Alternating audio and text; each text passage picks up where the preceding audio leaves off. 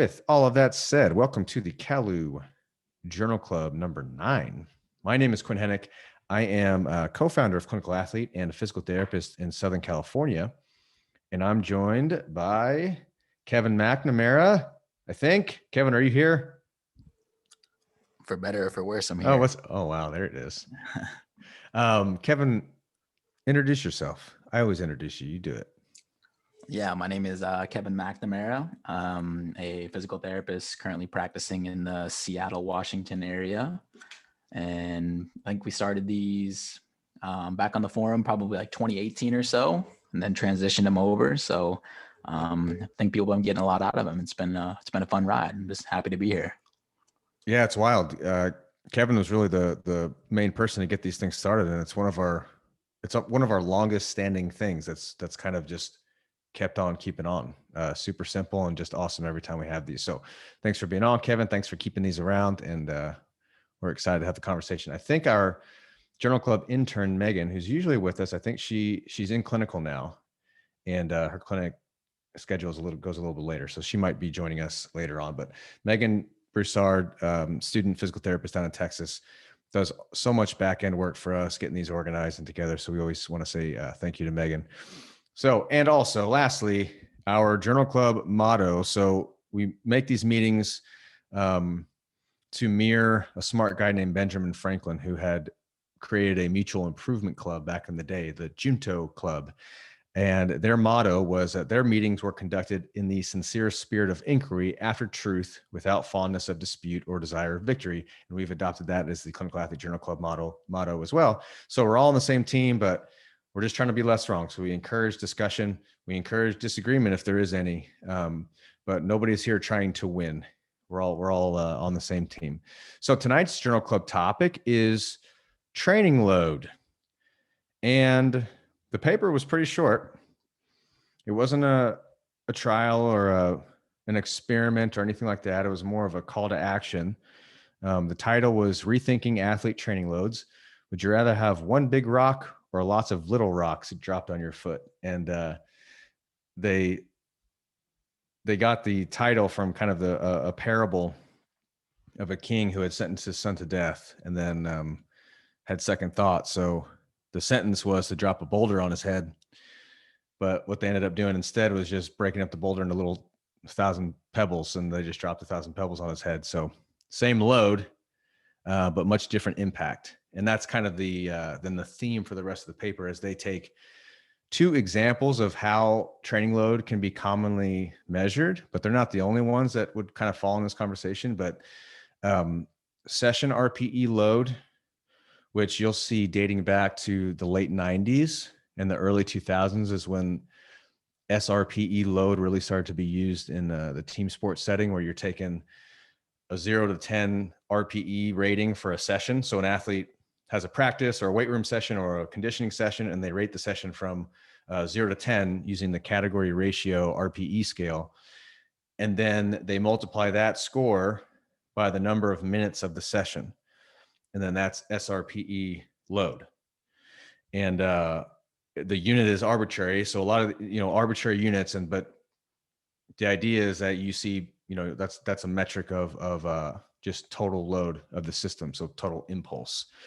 And there's other ways. They talked about the Trent method as well. But the limitations, as they point out, one of them being anytime that you're looking at a product, any type of metric, if it's a product of two other numbers, then you don't necessarily know how that product is being manipulated. So you could get the same product by having two very different constituents. And so those are kind of the points that they make. You could get a SRP load that's the same technically on two different training days, but the intensity of those training days could be very different if you just manipulate the session rating, RPE rating, and the duration of the session. And then you start getting into the weeds of, well, what if I increase rest periods or decrease rest periods, increasing the density of the workout. So the whole point of this short write-up was just kind of highlighting some of these limitations of how we quantify training load, not providing any solutions per se, but just bringing these things to to our attention, and then we can have discussions like this and maybe hash some things out. So Kevin, what do you think about the paper? Yeah, I mean, I don't have a whole lot to say about this one, to be honest with you, to start off, but I guess I do think we can be a little bit myopic if we're looking purely at just training loads, because to their point, kind of what they speak about in the article is depending on how the session is executed. In my mind, the adaptations that you're going to be getting are going to be very different versus, where we're talking about something that is lower intensity versus something that is higher intensity for a shorter duration. So I guess it comes down to having an understanding of what kind of adaptation we're actually driving for. And my biggest question would be is I don't have a lot of faith necessarily in some of the, I guess you'd call it biological plausibility that we could get the same sort of adaptation that we're looking for by manipulating the session to where it's lower intensity with the same arbitrary units that you would get for something that is higher intensity. So to me, I don't really know what to make of that, because I do think it really comes down to the context in which you're dealing with, or what sort of adaptation you're looking to drive. I don't have confidence that you would get the same sort of adaptation that you're looking for if the arbitrary units were the same, because the content and the makeup of the session is going to have a huge impact on what sort of adaptations we're driving. So even if it's 1-to-1 in terms of arbitrary units, kind of to their point, I think the ultimate product is going to be very different. So I don't have a whole lot to add other than that. I just think we probably need to be a little bit more specific in terms of what we're actually looking for, what we're talking about, to really dive in a little bit deeper to that. Yeah, if there's anybody that has experience maybe in team sport settings where you've used SRPE load is can be common in team sport settings, or either one of these units, I'd be interested to hear your thoughts as well, because I mean, you say the same thing in like weight room metrics too, with volume load and measuring volume. You can have a high volume workout, but when you're multiplying repetitions by load to get some type of volume unit, and you can totally inflate your volume by just adding sets and reps, and potentially having a workout that has higher volume with just an empty barbell versus a shorter, a lower volume workout that's very high intensity. And those two are going to have probably vastly different effects on the system, but yet one had a higher volume. So again, it's this problem of using a product as a metric. And it's also, again, anybody chime in if you have thoughts or experiences with metrics like these, or just thoughts on the paper in general. It's also the issue of what are you trying to get out of what you're tracking? The beauty of the SRP load metric, and I talk about that a little bit more because I'm more familiar with it, is that it is universal. So you can use it for the weight room, you can use it for conditioning sessions, you can use it for practice sessions. That's also the kind of the curse of it, is it's so general. I don't necessarily know what it really tells you because of these limitations. And I almost see like the big boom in training load over the last 5 to 10 years, almost making training load itself an end or some type of like outcome. Almost using training load as the thing that you're trying to program for. So I want to keep my athletes within this certain ratio or within this certain load, without kind of forgetting that it's the whatever performance KPI that matters, for the activity in the sport. That's what matters. Training load is something that can help you say, okay, these were the outcomes, performance outcomes.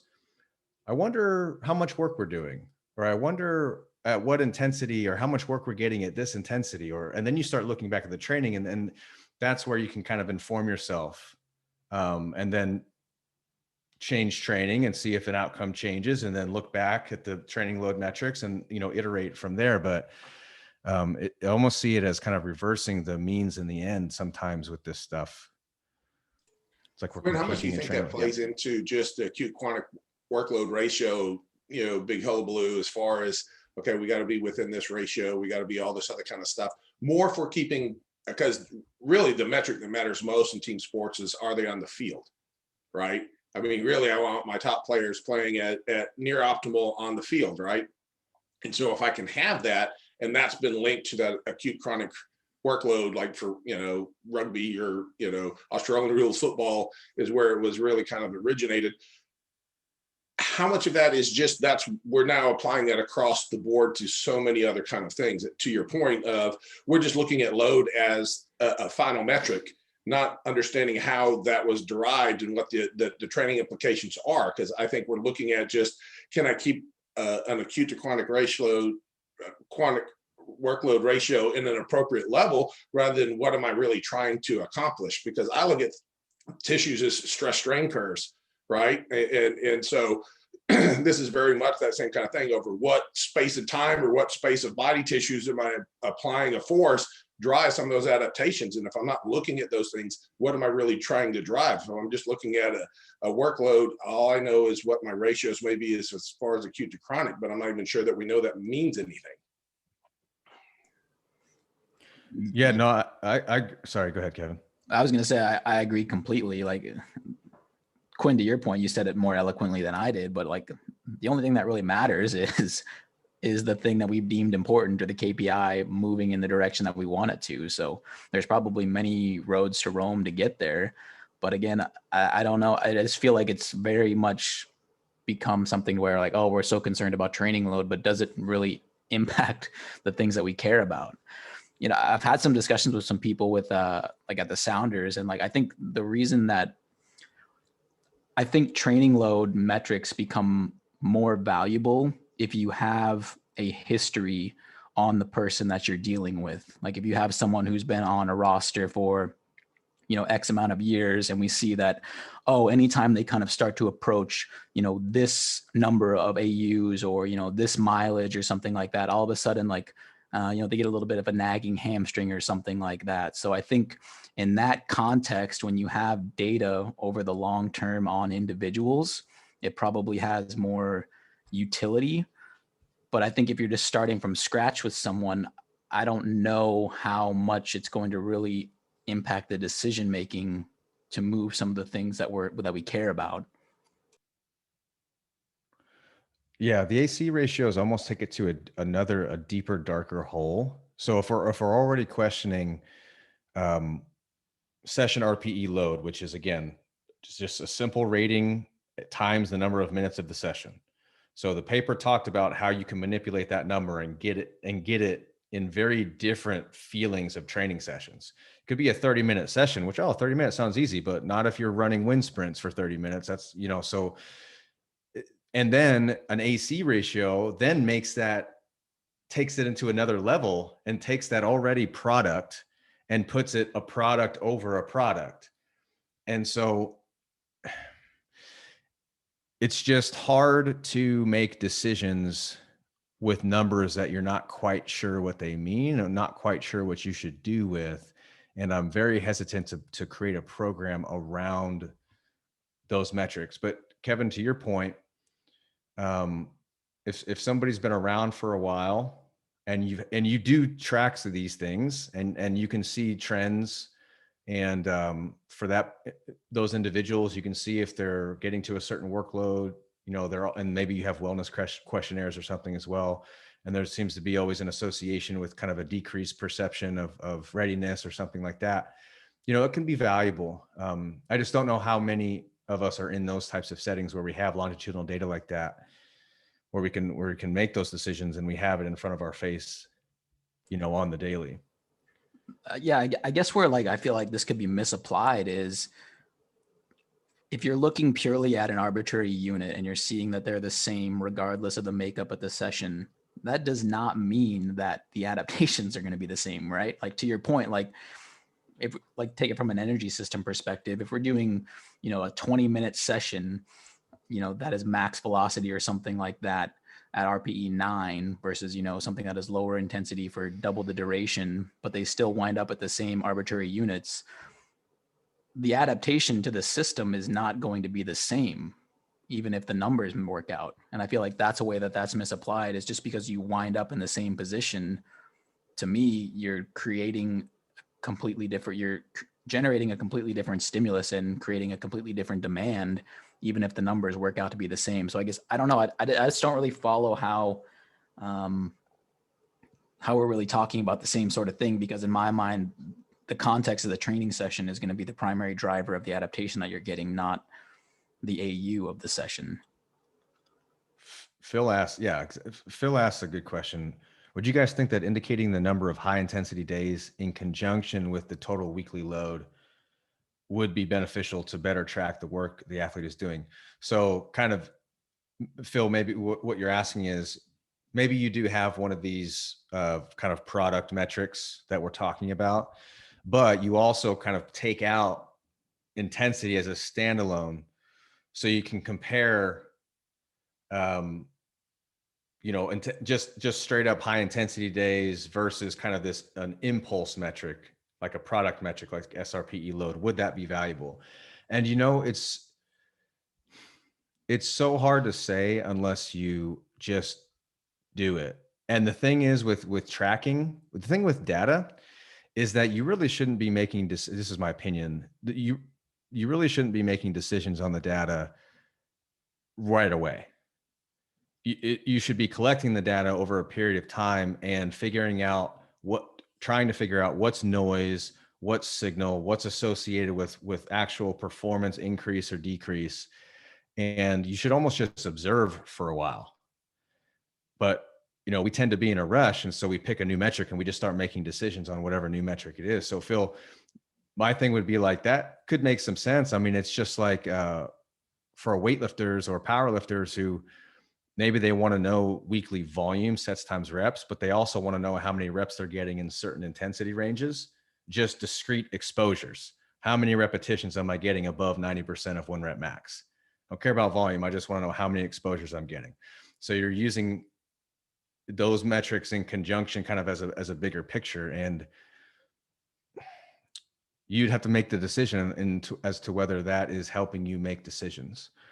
I'll say for me, I've talked about this before. I use session RPE and duration for some of my athletes. I don't multiply them together, and so I don't create AUs. I just use them as very, very rough gauges of kind of keeping my thumb on the pulse, comparing day to day. So like comparing a Monday's workout to a Monday's workout. Oh, last week, this athlete rated this Monday's workout as an 8, and this week it was only a 6. Oh, interesting. Well, let me look. And the performance went up too. Oh, that's cool. So external performance or output went up, and perception of difficulty went down. That's like, we're in a really good spot right now. We're adapting. Or maybe it's the opposite. Session RPE went up, but performance output tailed off a little bit. Say, okay, bad day. But if I start seeing that trend, a week, 2 weeks in a row, we can start having a conversation about changing some things up or putting in a deload or something like that. I look at session duration almost as just a way to keep people from fucking around. Like if the session's like 2.5 hours long, it's like, what are you doing? The session shouldn't take that long. But I'm not creating some type of metric that's going to drive decisions down the line, because it doesn't seem to, I can't wrap my head around that. In your process, I mean, most of this is lagging indicator, right? So how long do you develop this course and this trend before you start making changes into a thing? Because we're always looking in the rears to know what's happening now, right? I mean, because all of these things are not real-time type of data. As the stimulus and response oftentimes takes a duration for those stimuli to actually start to show up in the body. So how are we knowing what's predictive going forward, looking at any of these data points? That's the thing. I don't think you can, like, unless you have like the long-term data on somebody like I was referring to earlier. I don't think it informs your decision-making all that well, to be honest with you. Right. And that's part of my problem with a lot of this thought process, is unless we have trending lines going with an athlete. And some of us, if we do work with team athletes, unless we're in that seasonally, oftentimes the team athlete is coming to us as an individual, and they've got 12 weeks to get ready for their next cycle of games or season, and we've got a limited time frame in which we're working with them, and it's almost inside physiologic adaptation time frame. So what are we looking at as far as those indicators, as far as what we're doing? It's kind of it's a crux of how do we utilize this data, and do we argue enough about the data and drive changes based off of data that may not be informing everything unless we have this long-term seasonal outlook with athletes. And I just don't have that in my practice. Ben, you asked a good question. Can you, if you want to mute yourself or elaborate in the chat? Yeah. So I was just kind of thinking about how you said, just using an SRP or tracking some metric over time and just waiting it out and kind of seeing what the data shows you. But yeah, that got me thinking, if you do track in this manner and you look back on the data, I feel like you would have to have some kind of hypothesis in the first place, or make a decision on the front end and then collect the data and then see if it kind of matches what you thought would occur. Yeah, that was kind of where I was going with that comment. Are you referring to how to study some, like how to make a research study out of this stuff? Or are you referring to how I was saying I have people give their SRPE score? Yeah, I think I was referring more to just right. Like we're all kind of trying to figure out what's the best way to use this information. So if we're just collecting this data, how do we use it? On the front end. So like, how are we making decisions with it? Or is this something like more like, oh, we're kind of covering our ass and it's good to have this data looking back, to see if something happened or if symptoms occurred, instead of using it prescriptively, if that makes sense. I'll just speak real quick on how I use it, and I'd love to hear other people's thoughts. So I don't use session RPE as longitudinal data. I don't use it as prescriptive. I have a general, because I have athletes who every single session is a 7 or higher. It's never been lower than a 7. That's just how they perceive training. And then I've had athletes whose session RPE has never been higher than a 5. And I'm like, what would be a 10 to you? So it's so individual, those numbers to that person. It's comparing them to them. And we could get into kind of a conversation of Z scores, which is essentially finding somebody's, taking some type of average, whatever their session RPE rating on average is, let's say over the course of 30 days. And then there's going to be a standard deviation because everybody's going to fluctuate a little bit. And a Z score is the standard deviation of any day away from the mean. So let's say that their average is like a 5, but then one day they rate a session as an 8. Well, that's far from their mean. So that's, potentially kind of trips you up. We'll say, okay, what was going on this day? Or let's say somebody's usually an 8 and they rated this session as a 4. You could say, oh, wow, what happened?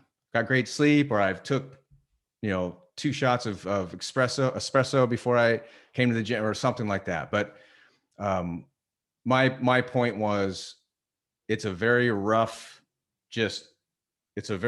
way to just gauge how they're feeling out training. I personally don't use it to track longitudinal data. It's a very rough thing. It's very much not like what they're trying to do in this paper. I'm looking at estimated 1 rep max performance. I'm looking at the actual numbers in the gym. I'm prescribing RPEs for the actual exercises, but I'm not prescribing an RPE for the session. I kind of let that play out in the beginning because I want to see, I have an idea of I think this session should be easier or harder, but because everybody's so different, their normal starts to accumulate as you get training sessions under your belt, as you get to know them a little bit more. And then some of these anomalies, so to speak, like a day that's spiked up or spiked down, might get your attention a little bit more than it would have. I don't know if that answers your question, but that's kind of how I use those things. Yeah, definitely. It sounds like you kind of use it as a conversation starter and as a way to, Yes. yeah, because you're not seeing it happen in real time, right? Because you're getting it after the fact. So yeah, that definitely how do you standardize their reporting of the SRPE? It's the category ratio 10 RPE scale. So I can put it in the chat, but if you just Google CR-10 RPE scale, that's the one that's been validated for session RPE.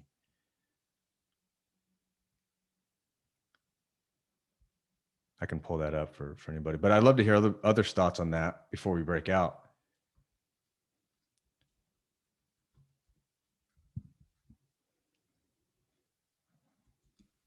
Hey, Quinn, I had a thought about that, and Yeah. just thinking about a lot of this, because it's Paul, you had some great points. Ben, you too. I mean, you can see how nuanced and all damn near impossible it is to get exactly what you want, how you want it.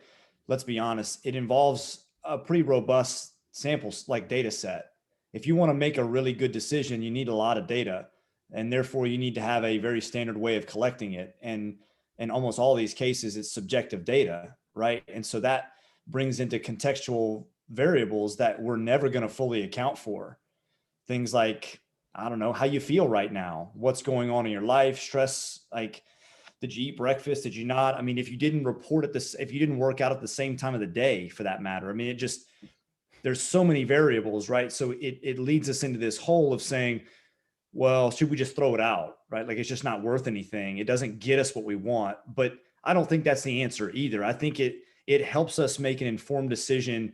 And I think, Quinn, remind me again, because I was trying to kind of tinker with this while you were talking.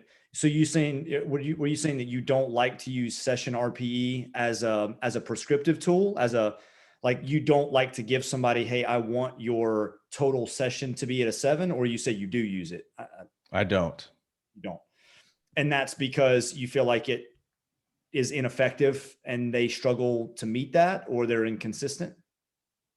Yes. And yes. Yeah. I mean, again, like, so but do you give intensities or prescribed intensities for the sets or for the exercise specific? That I do, because I find that anchoring to a reps and reserve scale it makes more contextual sense than trying to keep a session at a 7. Yeah. Versus And that's a I think 6. because there's less variables, right? Like, you can focus on, it's a smaller bite to chew on. And I think that's, for me, when I think about this paper, Kevin, to your point, like, what does this do for me? Well, this is the conversation that I think is valuable to me, is to hear, because I agree with you, Quinn. Like, I don't use session RPE because it's too broad. That'd be like saying I want a mesocycle RPE. For me, like, I want a 4-week block to be a certain intensity. I mean, how in the hell do you come up with that? That's going to have so many variables smashed into it that you have no idea what that means. But if you add up a bunch of small micros, like a small exercises, then that's going to be more, because there's less variables that go into it. All you're focusing on is doing my set of squats at a given thing with it. And that, to me, is more consistent. Now you can, when you start adding that, you exponentially increase the error, because you're adding error with error with error, or multiplying error on error, right? So that's kind of my thought anyway. So and I like to have, so Ben hit it on the head when he said, for me, use it as a conversation starter. I have other numbers that I care about a lot more that I think relate to the performance of their desired task than session RPE. However, session RPE allows, because I can't ask every question. I can't ask all the right questions. I can't see everything. So some of these things help me just triage a little bit and help me not miss things. Because maybe they gut out a session and their numbers look okay. And I would have said, okay, solid session if I'm just looking at the numbers, but then they rated the session as a 9.5, and I've never seen a 9.5 from this athlete. So, whoa, okay. Let's have a talk. Like, what's up? And it may be nothing. It may be nothing. Had a bad night's sleep, or they were pissed off, or whatever. But I do think there's value in that. It's just that that's just one way to get that type of information as a conversation starter. There are other ways. You could also just ask, hey, I saw the numbers there, but how did the session feel? Or if you see them in person, you don't need a session RPE rating because you were there watching it. So I don't see session RPE as this evidence-based way to maximize performance of training. I see it as one way to maintain a connection with just kind of their overall feel But that of 9.5 training. doesn't mean anything unless you have enough data to say this shouldn't be a 9.5, or that is Right. for you. And right. I mean, that's the only reason it matters, is because this individual, or you have some data to make Sure. Yeah, somewhat of an informed decision off of, right? Yeah. totally. Well, But I'm not necessarily taking Z-scores on everybody to figure that out, though. I think Right. if you go ahead. Sorry, Kevin. I think, to me, the real problem with this is we're trying to compartmentalize stress when we really cannot do that at all. And I think that's why, to your point, Quinn, using it for a specific, movement or a specific lift is a little bit better, because you can compartmentalize to a certain degree, because you have it on the, okay, we're doing, an A1 movement at this load, this tempo, for this total volume. That is better because it is a bit more constrained and compartmentalized. But I think Chris said it well, because you're just adding more and more variables that you can't compartmentalize it. That's why I don't see a lot of value in the session RPE, because it's just too much to control for, and when we cannot do that. Speaking even just not even just within the session, but everything else outside of that. So that's where I struggle with all this, is we're trying to compartmentalize things that you simply cannot. Anybody else have thoughts before we go out to breakouts? I'm putting some of the prompts, Megan, How are thoughts? even though thoughts? Yes. Let's hear them. Okay. My thought is, I find it's going to be controversial. I find this paper to be a little bit like irritating in a way, because I'm like, it feels like almost a bit obvious. It's like, oh yeah, like this measure that's putting everything in one summary, it's not going to capture everything. Like, yeah. But I feel like you can go back and forth, right? If you want to get a snapshot picture of something, someone has created this one teeny summarizing unit that's a little bit useful sometimes. But then, okay, then you have that. And then you're like, okay, well, but it doesn't capture everything. And it's like, well, yeah, that's not exactly the point. That's my thought. No, I think, and that's a really important point, is like, there's no matter what metric we're talking about, nothing is going to capture everything that you need. It's going to be this, you're taking little pieces of information from lots of different things. And hopefully a lot of that is just your actual communication with the athlete. But I mean, you're totally right, Jessica. I think papers like this, with the boom and workload, like, there's like a lot of money in the GPS companies have made it like a shit ton of money over the past decade or so with this boom in GPS data. And then the limitations when we actually study it, they're like, oh, okay, GPS data is pretty limited. And then it's like, all right, here's this new fancy metric that we're looking at with this new technology. And before we actually study it, it's selling. And so we're kind of going in the wrong order on a lot of this stuff. And so papers like this at minimum are like what you said, basically stating the obvious so that we can slow our roll on some of this stuff. I think you make great points though. I say we break out. I've put in 2 of the prompts in the chat, and they can be about this paper, but just maybe think about, because we all work with different types of athletes, and we probably all use maybe different metrics to track performance and be it training load or whatever. So let's just kind of talk about what you guys use. Give me just a sec here. Here we go. They also don't charge underwear when on a hitting streak. Follow it on risk. Okay. Here we go.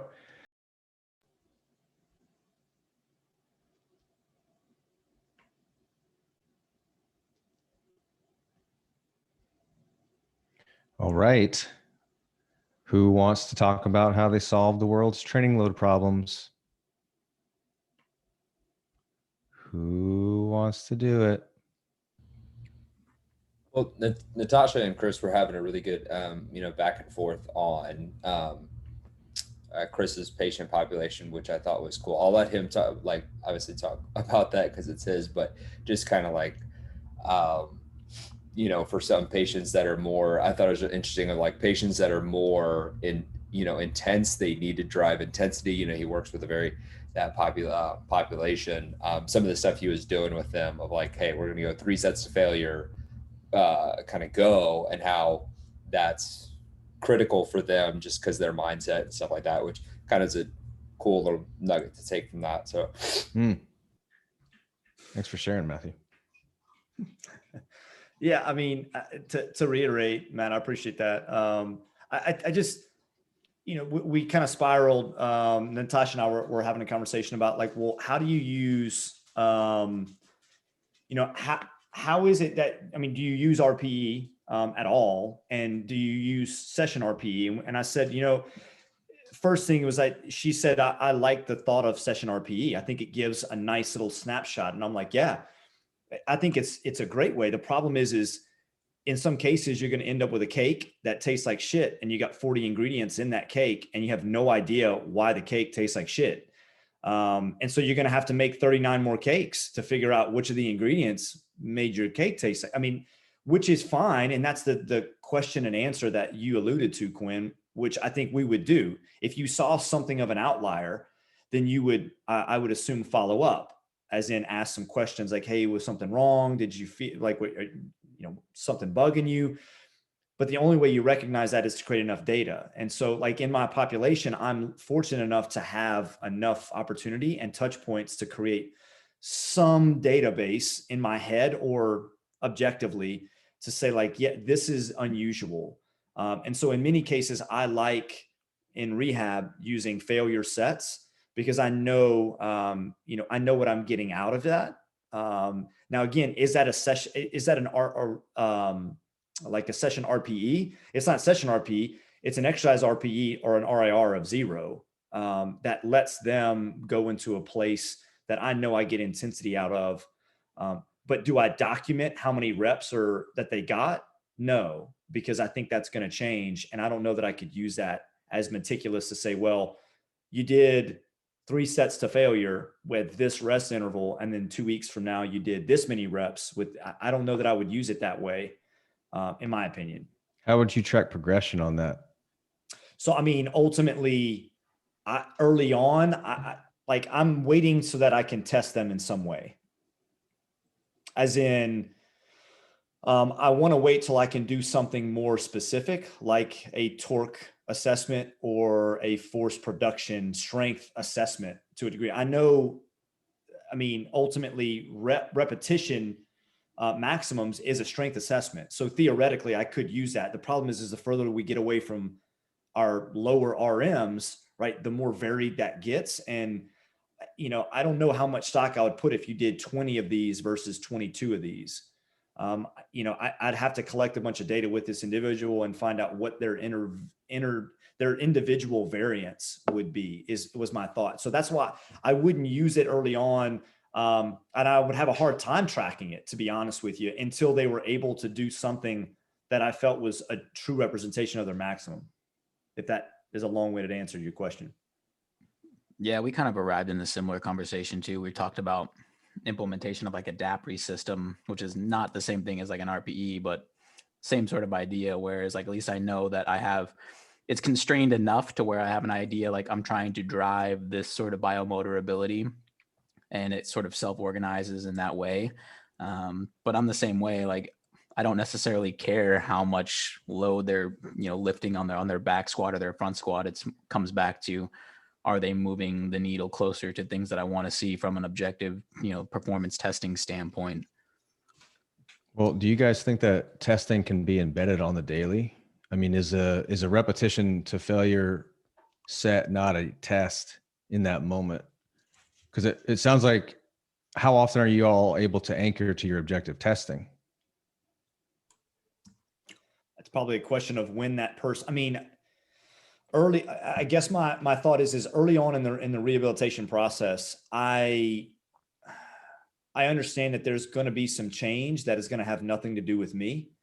And that process is going to evolve with or without what I add in. And so if I do an assessment or a test, that may change by my training that I've programmed, or that may change just because my knee doesn't hurt as much anymore, just because they're getting better and healing. Now, once I can get them to a point that I feel like I have, and I don't know when this point is, Quinn, and I think this is probably a little bit of the art that, we have to just admit that it exists, is when I feel like I can get some kind of true representation of an output and not because again, you could say, well, this is a strength test, but there's reservation or kinesiophobia or pain or whatever that thing is. It's still a strength test. I get that. Pain is messy. Kinesiophobia is messy. I like physiology, so I think I can improve your strength, but I know very well that it's probably not my program early on as much as it's just the natural healing process, or it's the conversation of those things. And so again, I know it's kind of a long-winded answer, but my thought is when I can get a true objective constrained test for a thing, that I feel confident that the performance was authentic and the output was authentic in the way that I either measured it or what I decided to do. And I feel like it's reproducible. Yeah. What makes these conversations so interesting, but also so difficult is, you're coming right with that example. You're coming at it from an early rehab standpoint. This paper that is the anchor to our conversation is not talking about rehab or pain at all. It's talking about mostly field sport, team sport athletes, where you probably don't have these multiple touch points with each individual. So you're using this data to triage decision-making. Before the breakout groups, and I mentioned using session RPE with some of my lifters, that's 100% remote scenarios in which I'm not there for the sessions, and I'm getting feedback. Everything's retroactive, where I'm kind of checking in on them a day to 3-4 days since the workout happened. So I'm kind of trying to catch up on their progress as we go. So we almost have to make it so specific to like, what context are we talking about? And then what is the goal of this particular person in this particular part of their process? And what is the metric telling us? And we got to whittle down to the very bottom to be able to kind of have a common ground to speak on. Quinn, do you, like in your own training, would you say that you use forms of RPE? I personally don't like RPE. See, I mean, personally, but with athletes and lifters who I need to get in the ballpark. Yeah. And going to failure, taking them to task failure gets them in the ballpark. But, we don't do that. Don't do it every single time. You could. So if I program for somebody when we're first starting out, or anytime like an RPE 5 or 6, I explicitly tell them, I have no expectation that you know exactly what 3 or 4 or 5 reps in the tank feel like, but I'm pretty sure you know what a grindy miss feels like. And this set ain't to be that.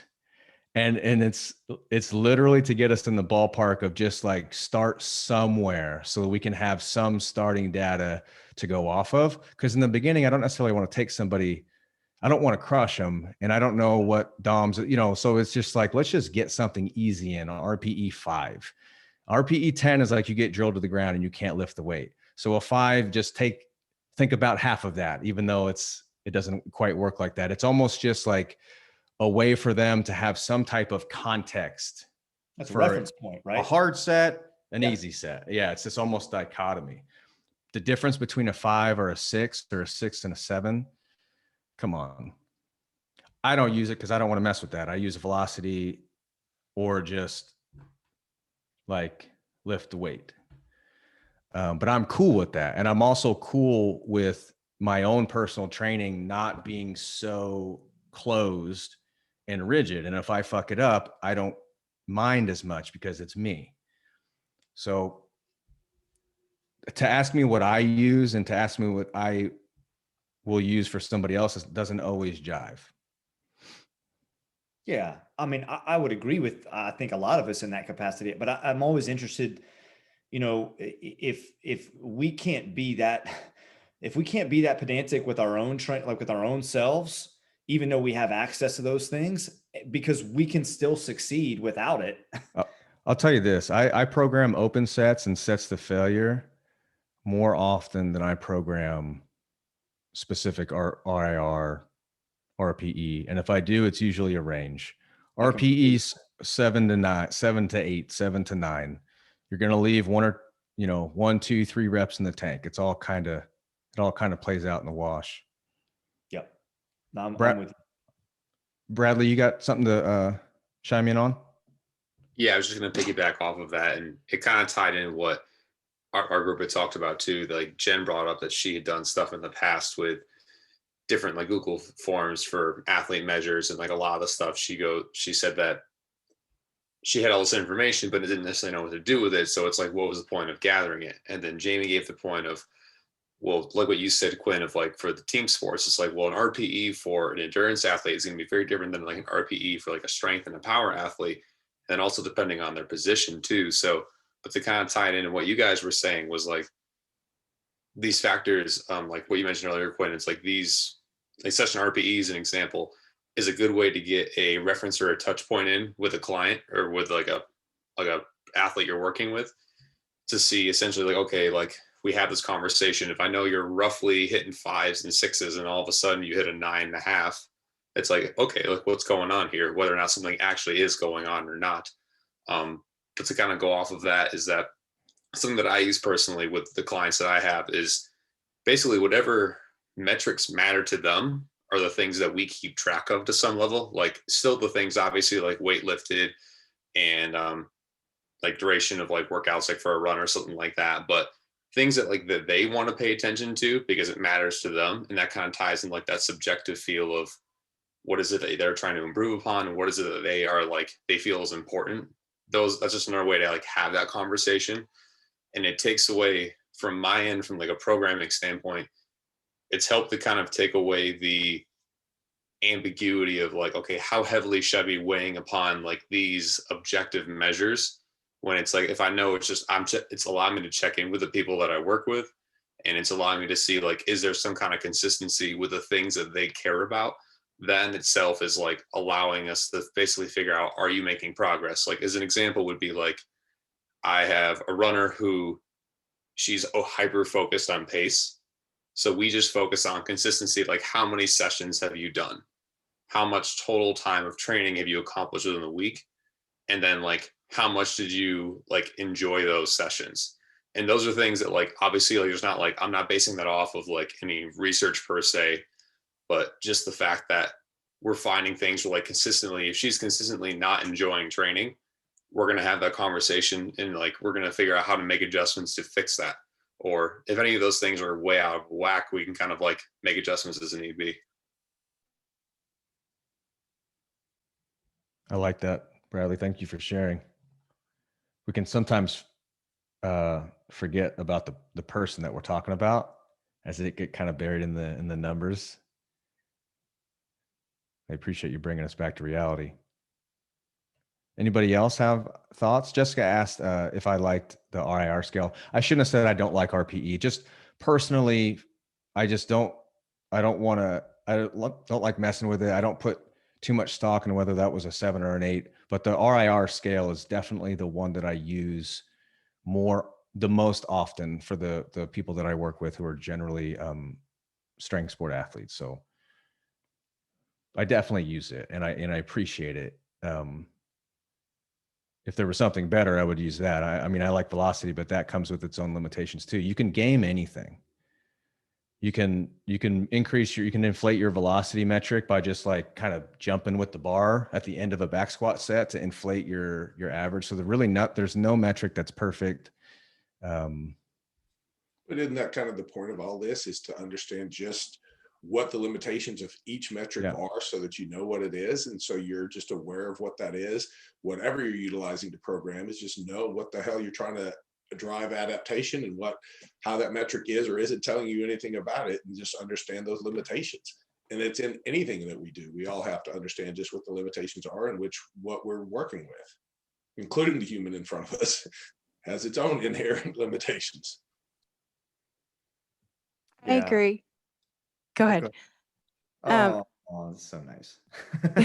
Go ahead. I agree with a lot of what Bradley was just saying. And I think too,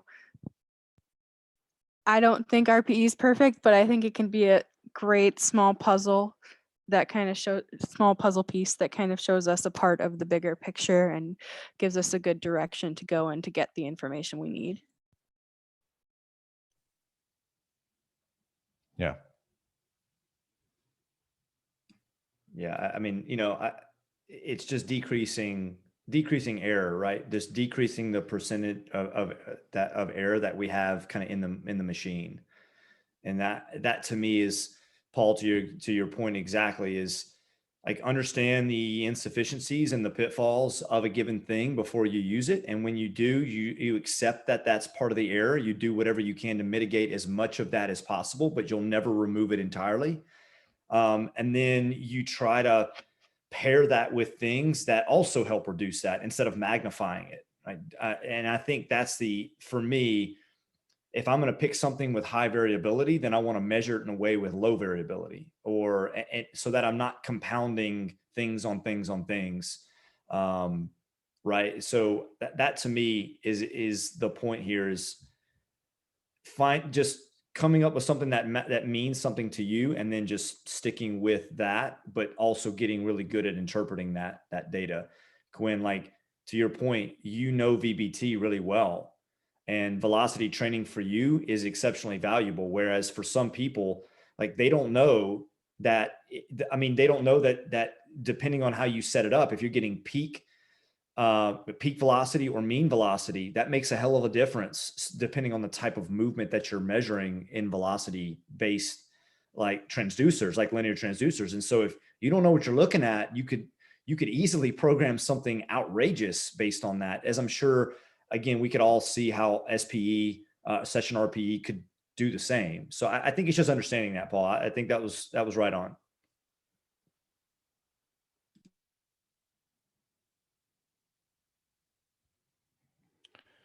Yeah.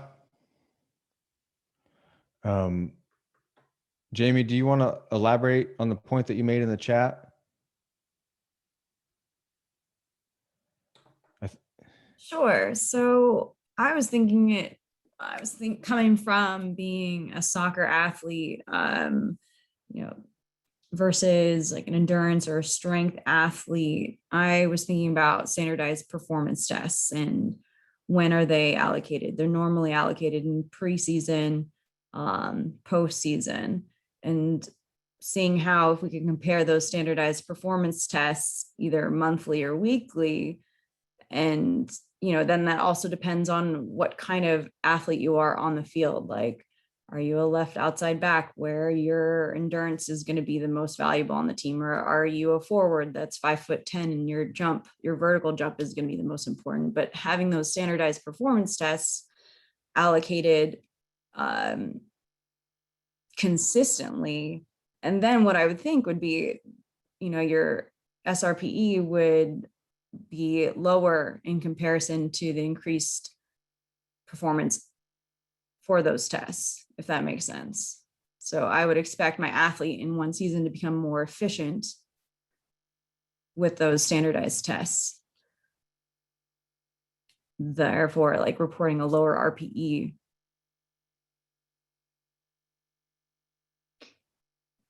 Oh no, my signal's a little bit off, so I can't. No, that was me. No, and I think in those settings, let's say you're working with, and you've got like a 4 years with this athlete, where you can do these tests, you accumulate a lot of data points of these tests, then some of that variability starts to clean out a little bit, starts to level out, and you can see those trends.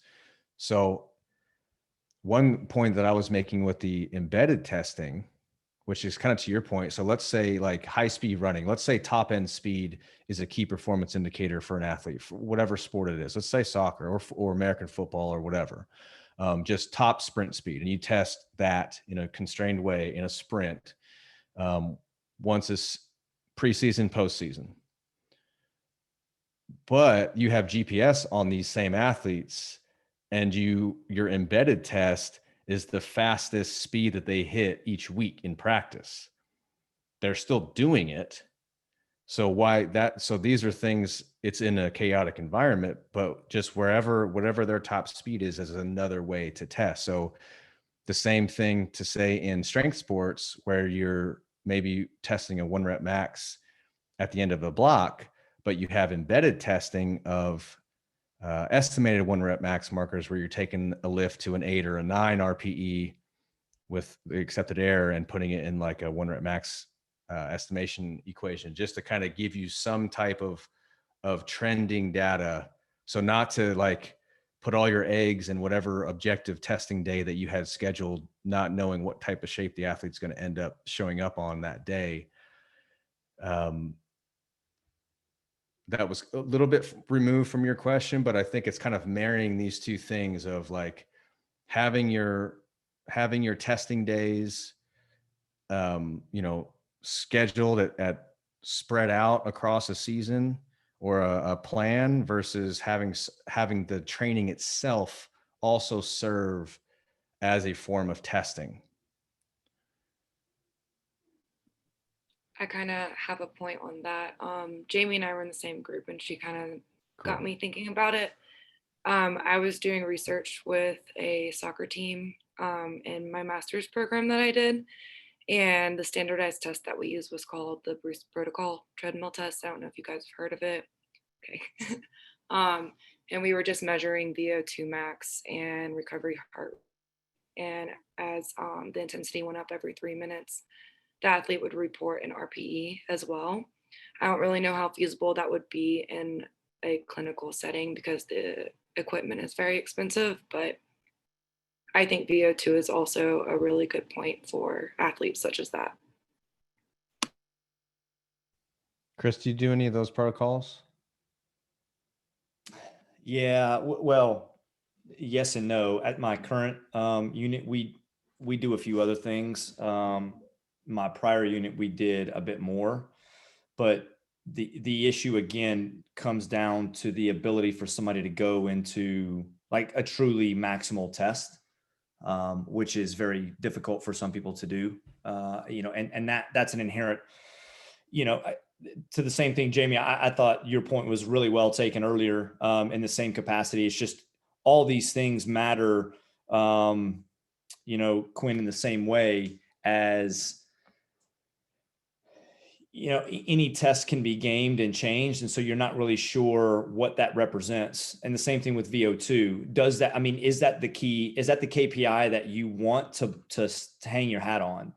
Because if that, so you were saying, Jamie, if their RPE went down, that's awesome. The problem is what if it went up? What would you have to change something? And could you change something with the athletes? Because that's what I struggle with at times is when we get data, we need to feel strong enough and comfortable enough with the findings to do something about it. And could we do something about it? Like if an athlete came in and they were this thing, this gets into the comment I made about the wearables, right? So Whoop bands are massive in this world. We have Aura rings, if anybody's familiar with that, which is also some of that stuff too. And again, these things there's enough variability in that you have to know what the interpersonal variance is. And so you can say, is this an actual authentic finding, or did they just not do well that day? because RPE could change. Hopefully it's because they got more physically fit or they got more skilled at the test, which is a good thing. We just don't know if that's because of we're doing the right thing, or they were doing the wrong thing, or they just had a good day, or last time they had a bad day. That's kind of where my brain goes at times. And it just kind of spirals into these conversations. But well, those wearables introduce something even worse, which is this black box algorithm metric where even the engineers couldn't explain to you how the hell they get whatever score that they call that pops out the other end. Readiness. Yeah, whatever it is. Sorry, I interrupted somebody.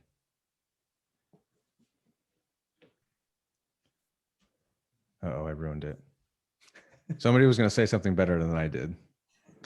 No, I was just going to speak to the point of cluster information. And I don't know if my internet's going spotty again, but maybe, research is going to, what we could think about and would be what are the most important clusters?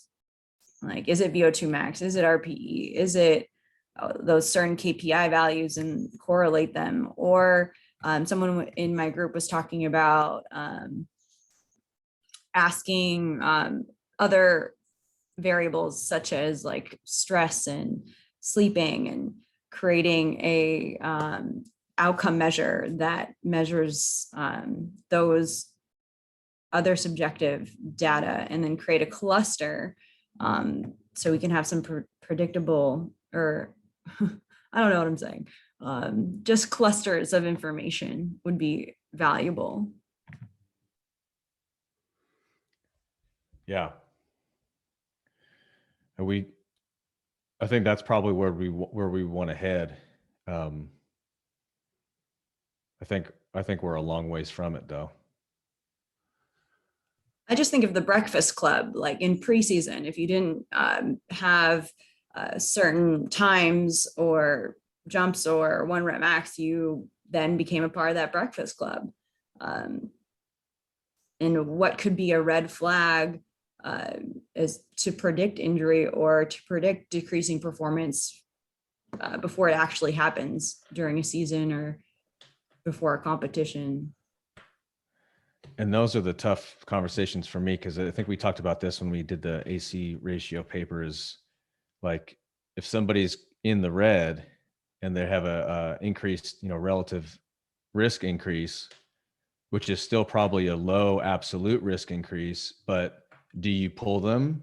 Do you tell them, hey, you're going to play tonight, but just know you're at a 27% increased risk of injury, today versus yesterday? Do you tell the coach? So it's really, really difficult. It's like, to Chris's point, once you have the information, can you act on it? Do you want to act on it? Do you even know what to do with it? And it sounds like we have these conversations are great, but then we have to distill it down to just like, what's simple? Okay, if I take you to failure, you can still quantify the reps. Chris says he doesn't, but you could still get a bolus. Like, your anchor is failure. You're able, at this load, you can do this many exposures. And that's kind of how I conceptualize volume, is just exposures to the thing.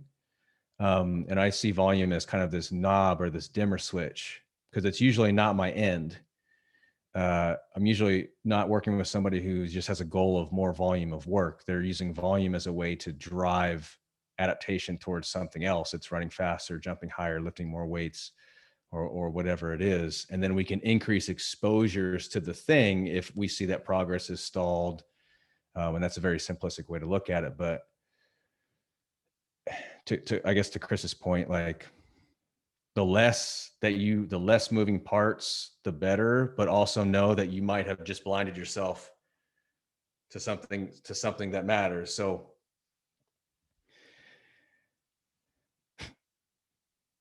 somebody else say something profound. Kevin, close us out.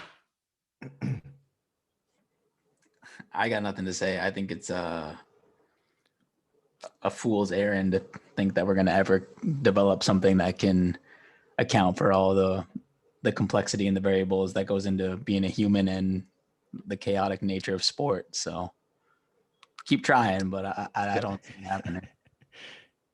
I mean, the last thing I'll say is we all do something. Like we have this conversation tonight and we're like, well, fuck, none of this means anything, but we're all going to like give somebody an exercise in the next week and it's going to have numbers to it. So we're all doing something. We just don't have a great way to explain exactly what we're doing.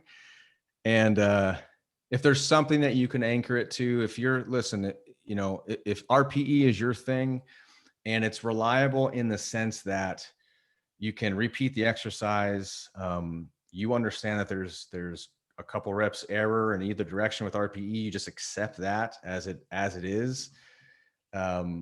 Whatever metric you use is going to be wrong, but you want to make it the same amount of wrong as you go. And at least you can kind of be reliable in what you're looking at, or as reliable as possible. The more data points, the more noise, to Chris's point. And you may find that over time, you start to trim away the fat a little bit.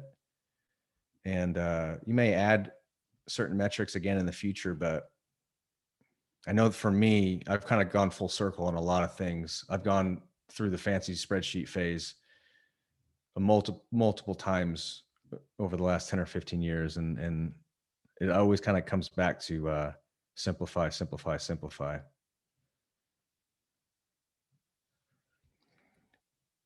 With that, Megan has dropped the meeting feedback form in the chat. Open that up. Megan, how are you doing? I'm good. It literally says survey. Sorry. You got it? Yeah, I got it. Perfect. Every now and then, this thing doesn't work. That's Well, okay. You're doing great. Thank you so much. Thanks everyone for joining us tonight. Thanks Kevin for steering the ship alongside me. And It's been a minute, so it's fun. yeah, we missed you. We'll do another one in a couple weeks, everyone. See you next time.